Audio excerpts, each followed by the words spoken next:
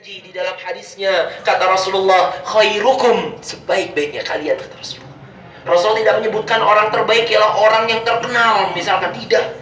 Orang yang terbaik, orang yang punya jabatan yang tinggi, misalkan, tidak. Rasul tidak menyebutkan orang yang terbaik, orang yang punya banyak uang, misalkan, tidak. Tapi kata Rasul yang terbaik, yang terafdal ialah orang yang selalu melantunkan, membaca, mempelajari Al-Quran dan yang mengajarkannya, mengajarkan kepada anaknya, cucunya, orang yang dicintainya. Itu termasuk langkah-langkah ia menjadi orang-orang terbaik di sisi Allah. Oleh karenanya, pertanyaan buat kita semua, ada apa di dalam Al-Quran yang mana orang-orang terdahulu begitu sangat bersemangat dengan Al-Quran? Mari kita lihat di ruangan berikutnya.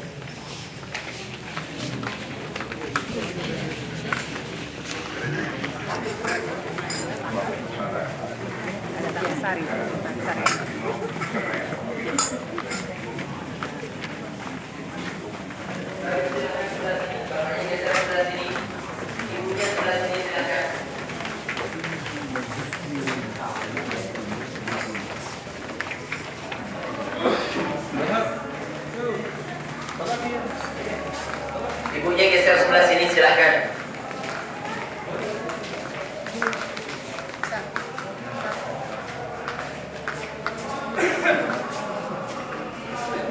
Ibu bapak yang dirahmati Allah Subhanahu wa ta'ala, tengoklah sebuah gambaran yang ada di tangan saya ini. Ini merupakan sebuah gambaran singkat gimana bentuk tahapan-tahapan dalam penulisan Al-Quran. Ibu bapak yang dirahmati Allah, Al-Quran kita di zaman ini hampir kurang lebih mirip seperti yang paling bawah ini, yang sudah ada harokat, yang sudah ada titik, yang sudah ada tanda bacanya. Semacam ini bentuk Al-Quran kita saat ini. Tapi di awal mula dahulu Al-Quran, wahai bapak ibu, semacam inilah dia bentuknya.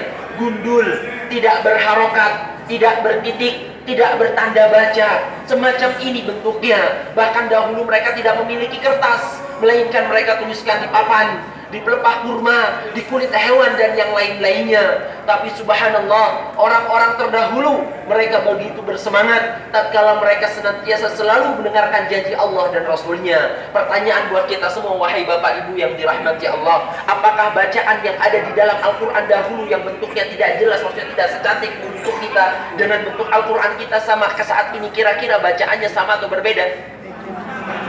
Yakin bapak ibu? Makna arti yang ada di dalam Al-Quran zaman dahulu dengan arti Al-Quran kita saat ini sama apa berbeda? Sama. Pahala ganjaran yang telah Allah siapkan di zaman dahulu dengan Al-Quran kita saat ini sama apa berbeda? Sama. Inilah dia janji Allah yang mana Allah selalu mengatakan, inna nahnu nazzalna dzikra wa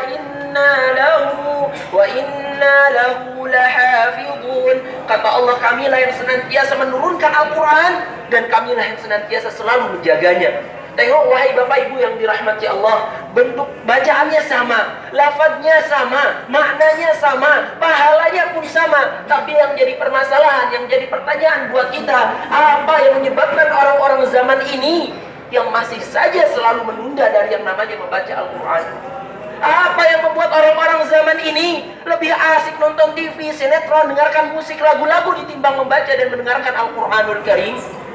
Apa yang menyebabkan anak-anak muda zaman sekarang mengatakan, ibu bapak sulit Al-Quran, tapi bukan WhatsApp, bukan YouTube, bukan handphone dan yang lain, tidak ada kata sulit. Kalau bukan dari sini sebabnya, dari hati yang tidak pernah kenal Allah, dari hati yang tidak pernah percaya atas janji Allah dan Rasulnya. Orang-orang terdahulu, tatkala mereka ingat Allah Azza wa Jalla berjanji di dalam ayatnya, kata Allah, kitabun anzalnahu ilaika mubarakun, kata Allah, sebuah kitab yang telah kami turunkan kepada Muhammad, di dalamnya seluruhnya ialah barokah.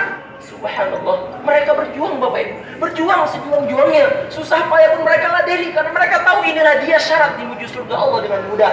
Bahkan kata Rasulullah SAW, satu huruf yang bapak ibu baca di dalam Al-Quran baginya 10 pahala satu huruf.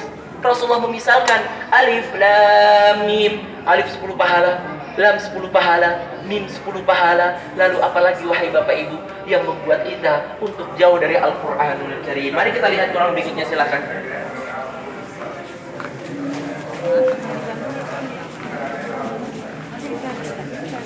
Kamu jangan miring jalannya. Yang baterainya masih ya mama di belakang. Di record.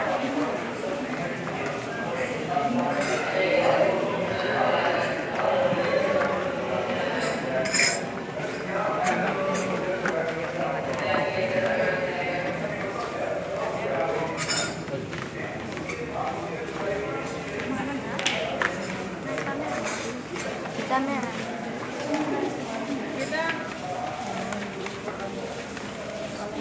Ibu bapak yang dirahmati Allah Subhanahu wa taala, adapun Al-Qur'an yang ada di hadapan kita ini merupakan Al-Qur'an terbesar sedunia. Al-Qur'an terbesar sedunia. Turki. Indonesia mana? Satu syari. Ibu bapak yang dirahmati Allah Subhanahu wa taala, ketahuilah berat Al-Qur'an ini mencapai 154 kg dengan panjang 143 cm dan lebar 70 cm. Ini ketahuilah Bapak Ibu, ini merupakan hasil karya tangan.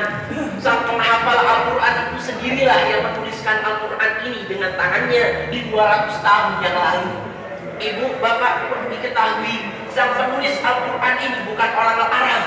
Sang penulis Al-Qur'an ini bukan keturunan Arab.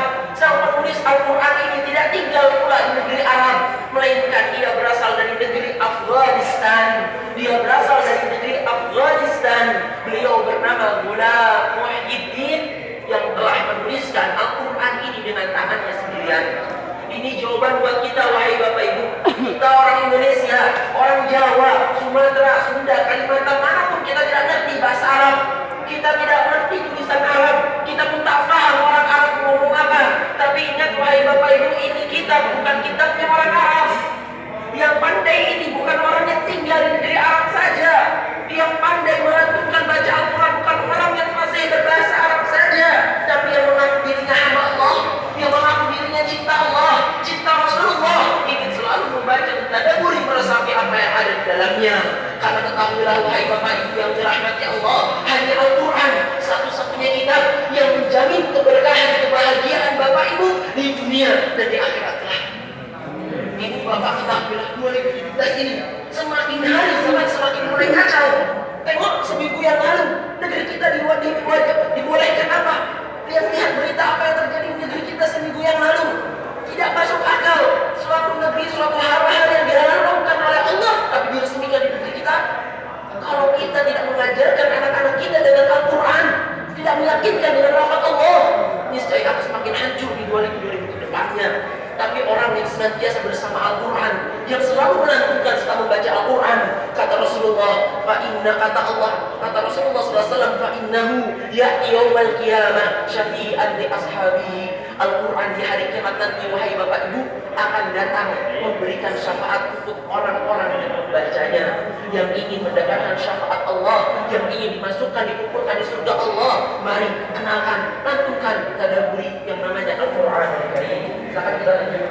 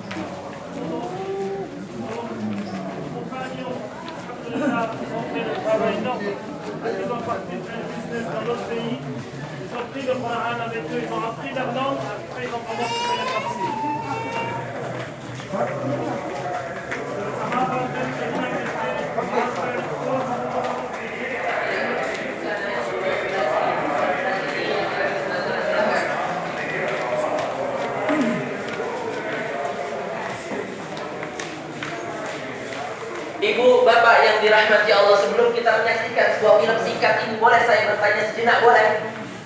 Boleh Bapak Ibu? Bapak Ibu sayang sama anak-anak ini? Sayang. Cinta sama cucu-cucunya kelak nanti? Cinta apa tidak? Cinta. Kalau kita banding-bandingkan, wahai Bapak Ibu, kita banding-bandingkan.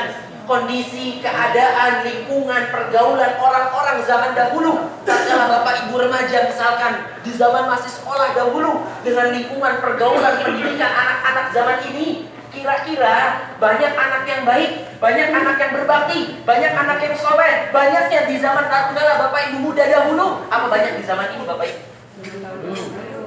Dulu apa sekarang? Yakin Bapak Ibu? Yakin. Sekarang tahun berapa Bapak Ibu? 2017. Oke, kita lihat bersama-sama. Allah Azza wa Jalla berfirman di dalam ayatnya, kata Allah, "Wa man a'rada 'an dzikri fa inna lahu ma'isyatan dhanka." Kata Allah Azza wa Jalla, barang siapa yang berpaling, barang siapa yang menjauh, barang siapa yang enggan untuk melantunkan ayat-ayat Allah, kata Allah, kehidupannya penuh dengan kehancuran, kehidupannya penuh dengan penyiksaan, kehidupannya penuh dengan keburukan tatkala mereka tidak mau membaca dan tidak kenal Al-Quran. Tengok orang-orang zaman dahulu menyembahnya kepada patung, kuburan, berhala, memintanya tengok kepada siapa? Kepada tukang dukun, sihir, santet, tidak kenal Allah. Sehingga tengok lingkungannya, orang-orang yang lemah saling tertindas, pembunuhan di mana-mana, perampokan sana sini terjadi, anak yang durhaka sangat banyak, orang-orang saling menzalimi sangat banyak, yang tidak kenal Allah sangat banyak. Ini dia kondisi keadaan di ratusan tahun yang silam dan kalau mereka tidak kenal Al-Quran. Bapak Ibu, kalau masih terlalu jauh memandangnya, tengok 30 tahun yang lalu, tengok 40 tahun yang lalu, gimana tatkala masjid ramai zaman tersebut, gimana musola pun ramai dengan anak-anak muda, gimana TPA anak-anak rajin membaca Al-Quran. Bapak Ibu mengatakan zaman kami zaman yang Masya Allah, lingkungannya indah, anak-anaknya pun Masya Allah sangat berbakti, sama orang tua sopan, tutur katanya baik, sifatnya mulia. Tapi tengok ada zaman sekarang, ramainya di mana Bapak Ibu? Maaf, di kafe, di mana lagi? Warnet, di mana lagi? Di mall, sini situ, jalan sama pacar, ayo kapanpun dia siap. Tapi nemani orang tua, nantilah Bu, saya sibuk. Jalan sama orang tua, nantilah, saya tidak ada waktu. Sama teman, nongkrong di sana sini, Masya Allah. Al-Quran sulit, Al-Quran susah. Tapi untuk yang lain, dengan mudahnya ini baru 2017. Tengok berapa pergaulan anak-anak yang sekarang yang rusak. Tengok anak-anak kecil zaman sekarang, yang lain-lainnya. Ini baru 2017. Tapi jikalau Bapak Ibu yakin bahwasanya Al-Quran kitab yang mujarab, Al-Quran kitab yang sangat agung, maka ajarkanlah kepada mereka Al-Quran. Hanya Al-Quran lah Bapak Ibu yang senantiasa menjamin keberkahan baik dunia dan di akhirat kelak nanti. Dan indah dia gambaran di mana orang-orang saling bersatu bersama, diberkahi dalam rumah tangganya, diberikan keturunan orang-orang yang soleh dan soleha, yang mana janji Allah mengatakan, "Faman ittaba'a hudaya fala yadhillu wa la yashqa." Orang yang selalu mengamalkan, mempraktekkan apa yang di dalam Al-Quran, di dunia tidak tersesat dan di akhirat tidak pernah sengsara. Mungkin ini yang saya bisa sampaikan. Terima kasih banyak atas kunjungannya. Wabillahi taufiq wal hidayah. Assalamualaikum warahmatullahi wabarakatuh.